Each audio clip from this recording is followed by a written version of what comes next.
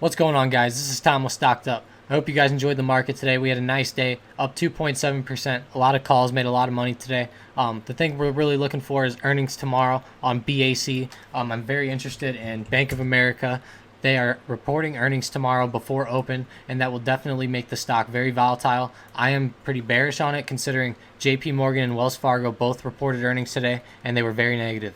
Now this play is a little bit riskier than normal, but I went ahead and got a couple of puts on this today. I really think that it's going to tank on earnings just like WFC did. As we can see, WFC did shoot up pre-market on the earnings, but then ended up tanking about 3 to 4%. Same thing with JP Morgan here. JP Morgan also same deal, went ahead and shot up pre-market slightly and then tanked very rapidly during the day. But you can see it did have a brief moment where it came back up to open levels, but then it went ahead and fell right back down. Now the reason this is a little bit of a risky play is because whenever the market goes ahead and opens tomorrow, it's definitely going to be volatile, and that could send the implied volatility up a little bit, which will make options more expensive. And then whenever those options go ahead and fall, the implied volatility will get crushed, and a lot of options will lose their value very quickly. And if you did go ahead and get puts on Bank of America, whenever it opens tomorrow, if it does go ahead and move like Wells Fargo and JP Morgan, where it goes ahead and comes up a little bit, maybe hits like 24 and then falls down to like 23, 22.5 levels. If it does that, those puts are going to shoot up, 100% plus possibly tomorrow, which is very good for us.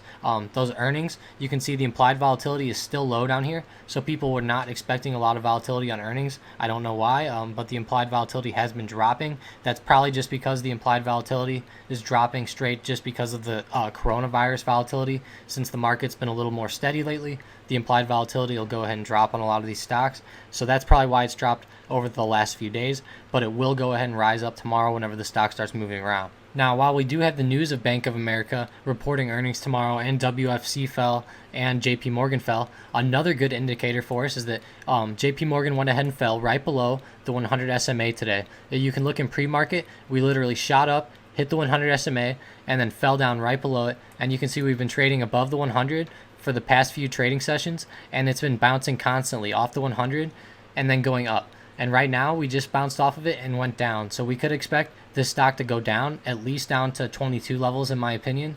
Now, if we're looking at Bank of America, which options should we trade? Well, if we go ahead and go to our trade products here, we'll go BAC, pull up the chain that expires this Friday, which is the 17th. We can come down here. So we can see that some calls over here are costing about $63. We can get some puts over here for $70. So what I would do is, honestly, since it's earnings, it's going to be pretty risky. So if it goes against you, you're definitely going to lose. So I would go out of the money a little bit. I would probably get, maybe a couple, like 3 to 5, maybe 21 puts. Maybe 3 to 5, 23 puts. It just depends on how much money you have, but not too much risk here. What I would do is just go ahead and pick up about, maybe 4 puts, maybe $50 total here.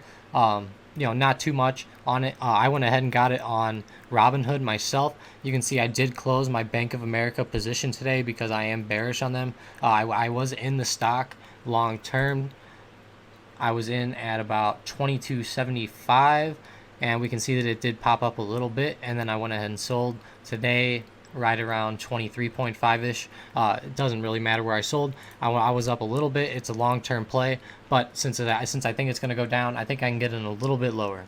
Just keep in mind that is a long-term play. Sorry, I digressed there.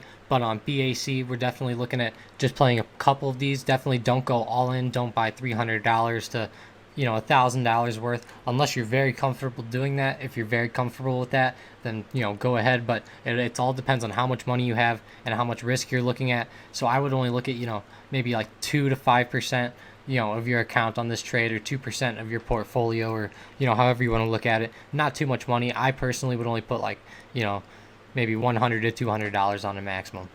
And to go ahead and kind of close out the video, we'll kind of look at S&P 500 futures here.